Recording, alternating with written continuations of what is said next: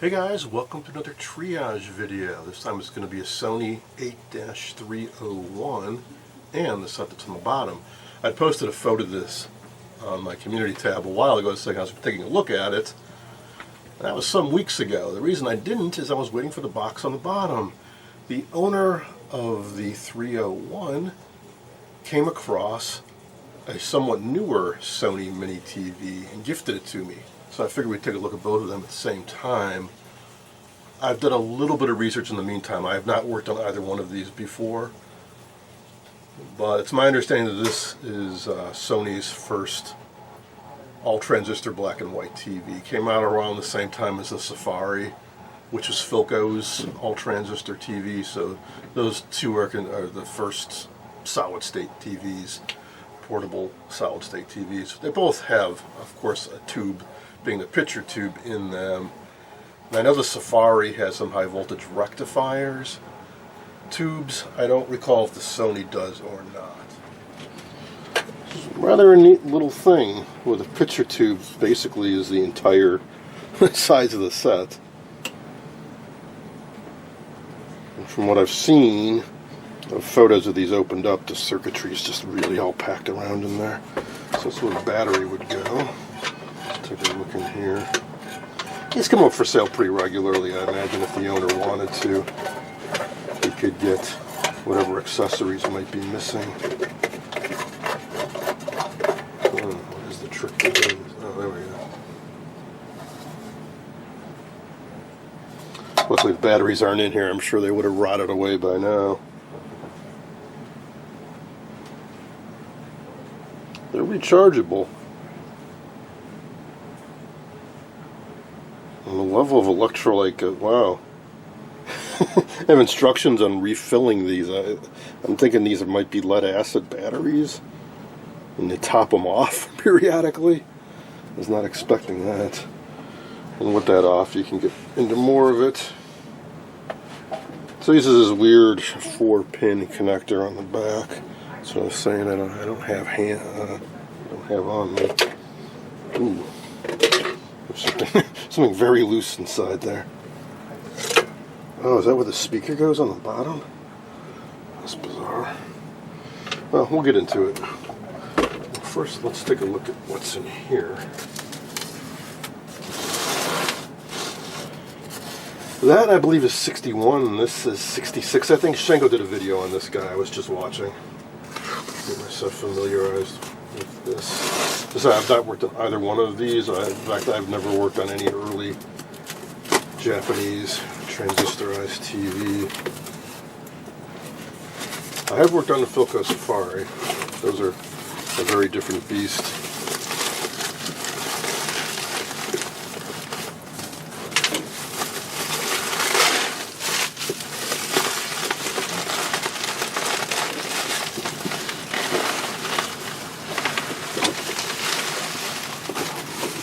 It's well packed. Doesn't look like the box got abused in shipping, so I think we have a decent chance it survived.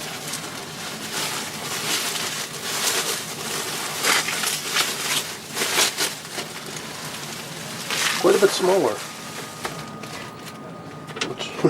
Actually, it's really, really small. Not as small as the Delmonico TV I have.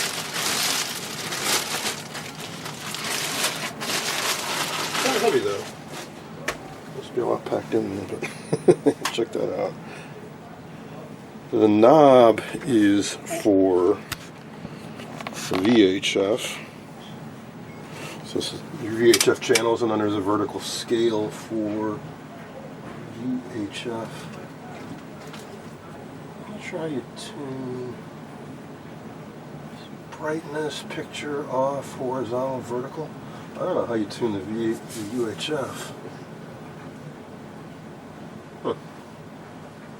Figure that out eventually. Yeah, it's a little dirty. A little crusty. It uses that same 4-pin power cord. I'm definitely going to have to hunt one down. So this is a model 5-307 UW.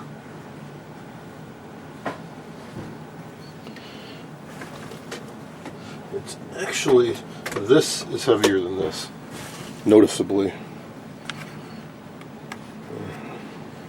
This I'd say this weighs about twice as much as what this does. Very noticeably, the weight on this is just all on the glass front because it's very front heavy. Yeah. When we eat, get the paper plates down because I can't reach it. Oh. Okay, that's how we get it open. The screws have already been removed.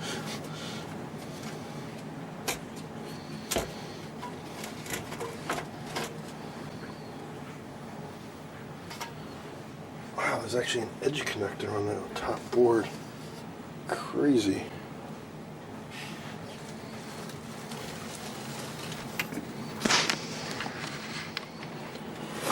That I was not expecting to see. So, wow, cool. It looks like you loosen a couple screws and this is a hinged edge connector and it actually goes up and you can pull it out. There's a little back of the CRT. You have a fuse. It's funny just watching that Shango video talking about how, yeah, this is a full-blown TV. Everything's just super tiny. The VHF tuner, UHF tuner. Main board. On his it had been partially recapped. This looks to be all original. Sony branded transistors. Huh. Funny with all solid state stuff, it has a selenium rectifier in it. Well, that's why it's heavy. The power transformer. Big old electrolytic filter caps. Oh, there's the speaker. Go ahead and put my finger through it.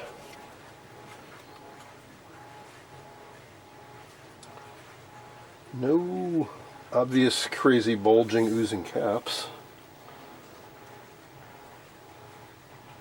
Including the big guys on the end here. So aside from being a little dirty, it's not too bad.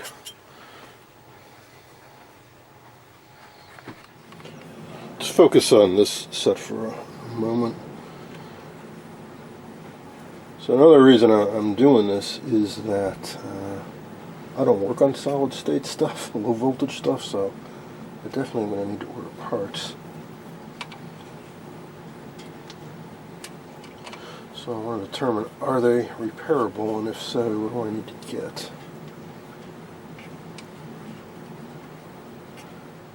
This screw seems to be stripped or something. Oh, there we go. Yeah, I don't think that's... Screws aren't all the same size. I don't think they're all original.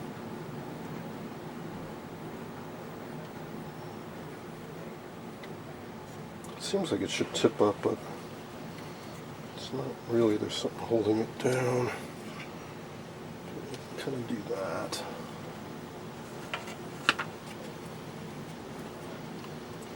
These are a little crusty. So I was reading up a bit that this was one of their big innovations for this. The Sony 2SC41. That's the horizontal output transistor. I think it's silicon,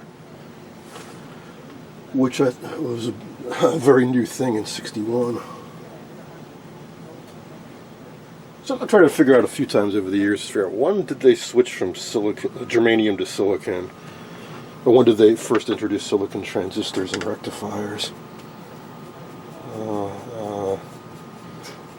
As near as I can tell, this is one of the first instances of a silicon power transistor.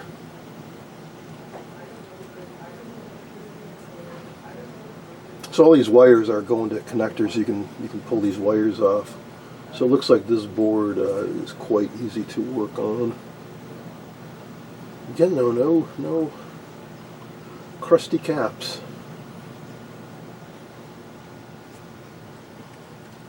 I'd be shocked if they're all good, but no obvious signs of problems. Now there's plenty of these on eBay. I already took a look and saw, and they aren't all that expensive. So if I really want to get this set working, I shouldn't have any trouble getting parts if I need any. This is also rather plentiful, but I think because it's their first, a little more historical significance to it, a little bit more value. But I heard they don't work that well. Like they rush these to market to be the first solid state TV, and performance isn't so hot. Well, when in doubt, start taking screws out, right? There's 2 obvious screws here to go after.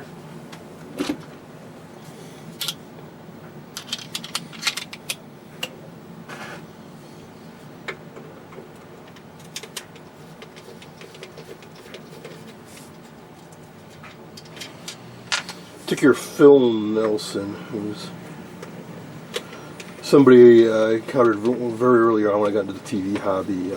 He does excellent write-ups on all of his restoration projects, including this set. So most of what I know about it came from reading his restoration write-up.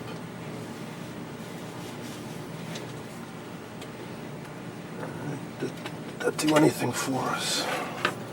A piece of trim came off the side. On that side. Okay. Looks pretty obvious. You loosen this and the visor comes off.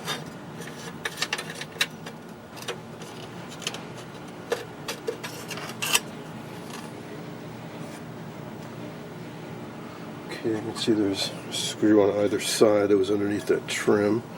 Put this back before I lose it.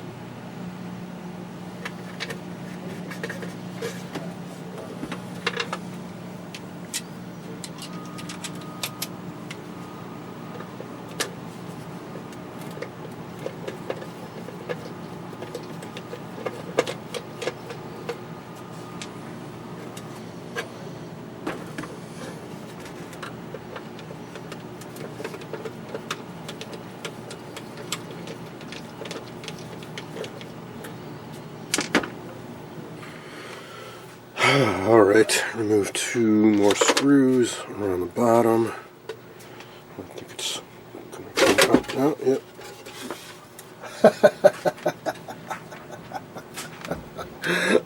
Houston, we have a problem. We have a slight problem. Oh! Well, we have no chassis. It's just a CRT and an empty cabinet.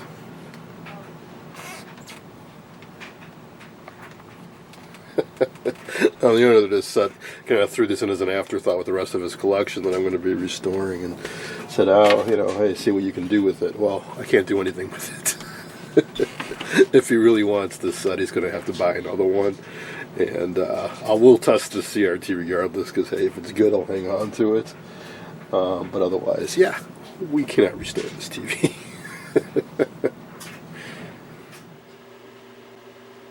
Alright, let's give this a try. Maybe we can salvage something from this.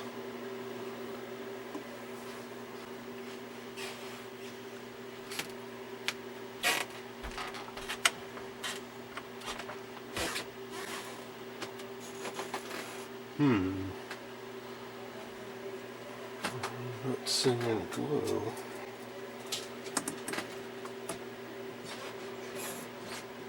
Seems to be 12.6 volts.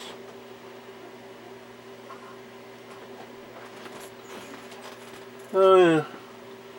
It's not very bright, but this might be a low current filament.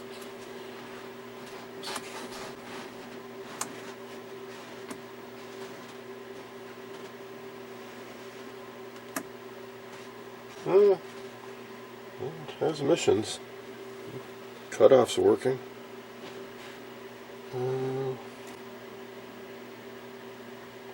Pretty darn solid life test too, so it's probably a good picture tube. The cabinet's in pretty good shape, and the buttons and the back and whatnot, so I'll have to see what the owner wants to do.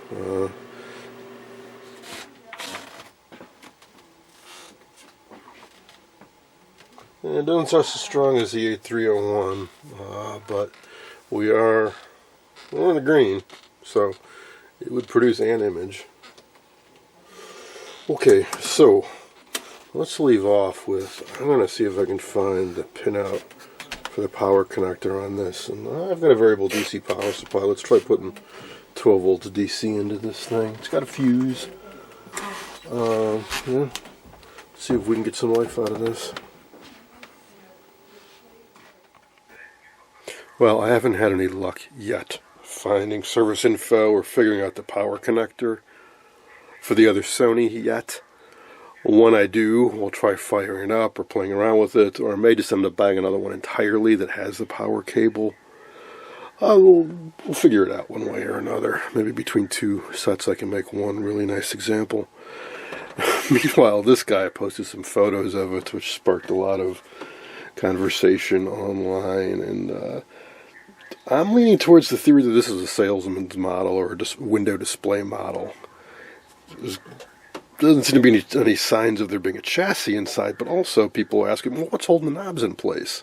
Well, that's a good question. There's like a cardboard insert around this with holes cut out, and it's providing some friction against the knobs. In some areas it's deteriorated a bit, like for this knob, it's nothing really holding that in now. And it really doesn't show any signs of use, especially on this back area. People were, I guess this is kind of a rare accessory, this wet battery cell. I think it's for lead acid batteries or something you put in here. So some people want it, but for the new old stock picture tube. But for now, the owner knows what the situation is. Yeah, potentially we could pick up a set that has a smash case or something and scavenge the chassis out of it, but they don't show up that often, and when they do, they can be a little pricey. So I think he might just be inclined to just keep it as is, as a nice display item. So that's going to be it for now. Can't wait to hear your thoughts and comments about these two early Sony solid-state TVs.